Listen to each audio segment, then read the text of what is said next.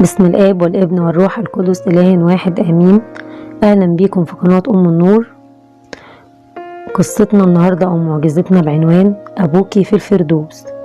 بس قبل ما أدخل في تفاصيل القصة، لو أول مرة تسمعونا ياريت تدعمونا باشتراك وتفعيل زر الجرس للكل ليصل كل جديد مننا. القصة بتقول إن كان في بنت أبوها كان تعبان جدا، وهي كانت بتصلي جامد قوي وبتتشفع بالبابا كرولوس. تمام. وفي يوم كده وهي ما بين نايمة وما بين صاحية، يعني اللي هو على وشك النوم، يعني شافت البابا كرولوس بيصلي في هيكل وبيبص لها كده بحركة، يعني بيواسيها كده وكأنه بيقول لها هي دي إرادة ربنا.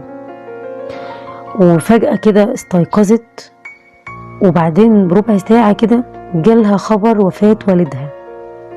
طبعا حزنت جدا جدا جدا، وصارت على البابا كرولوس وزعلت وقررت انها مش هتكلمه تاني، وقالت انا مش هصلي، ويعني وزعلت بقى خالص، وقالت له انا مش مكلماك تاني، انا مخصماك ومش هنصلي.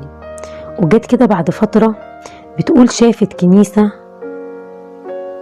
كنيسة عظيمة جدا تمتد من الارض للسماء، وكان فيها سلم عظيم جدا. وفجأة شافت البابا كرولوس نازل على الكنيسة دي، يهبط كده للأرض.